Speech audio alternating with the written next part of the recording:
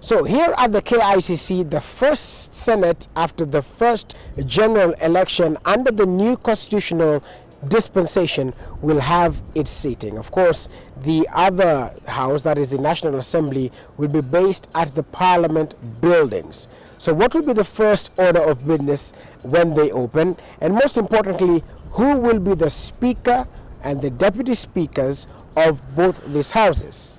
Let's unpackage that for you.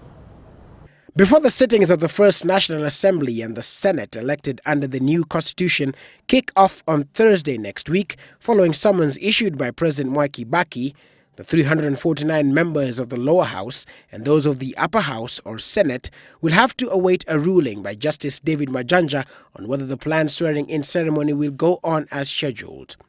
Justice Majanja certified as urgent a petition filed by 3 voters, Dr. Calvin Godongo, Martin Kari and Ken Orengo, and directed them to serve the respondents with the hearing slated for Monday. But it's the intense lobbying for the top positions in the 2 chambers that will for now be the focus when the lawmakers get down to business. Lawmakers have until Tuesday the 26th of March 2013 to make known their intention to be Speaker and Deputy Speaker of the National Assembly and Senate by collecting nomination forms at the respective clerks' offices ahead of their elections by secret ballot on Thursday. By the close of business Saturday, 5 people had put in their names for Senate Speaker and 5 for the National Assembly. 3 politicians are in the race for the National Assembly Speaker's job. The immediate former Speaker of the 10th Parliament, Kenneth Marende, will be seeking to lead the 11th Parliament and is banking on the Coalition for Reforms and Democracy (CORD) to clinch the seat. He will face off with Jubilee Coalition's Justice Muturi. Immediate former Mandera Central Member of Parliament Abdi Kadir Mohamed is also on the contest for the top parliamentary job. I know it requires somebody with a very sober and level-headed mind. TNA's Muturi is said to be already counting on the support of around 196 members of the August House, with sources intimating that the lawmakers allied to him will be heading to Naivasha for a retreat to consolidate their numbers. Still in Naivasha, the Amani Coalition has indicated that it is willing to throw its weight behind Muturi, but only if the Jubilee Coalition backed its candidate for Deputy Speaker, Moyale Member of Parliament and former Town Clerk Robert Duba.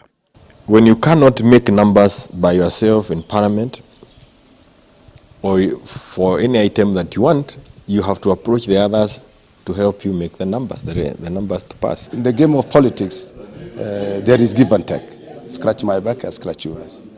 So it's a clear indication that the race will narrow down to numbers. But it's a different ballgame if the parliamentary strength is gauged according to coalitions.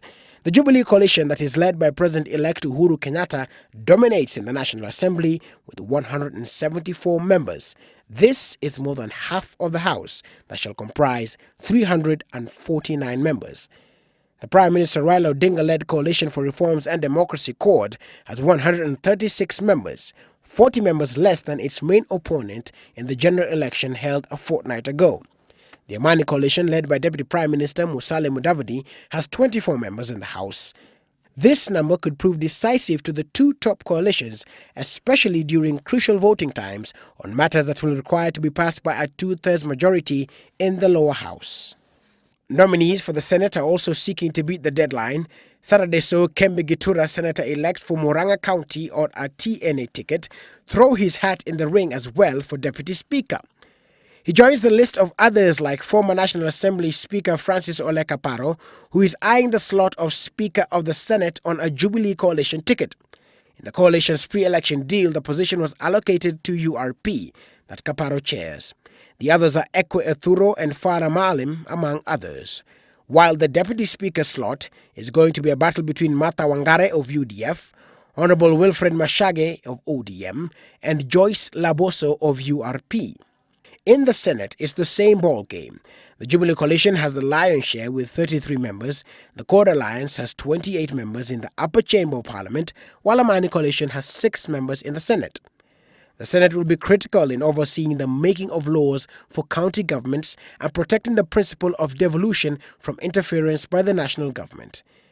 Willis Raburu, Citizen Weekend.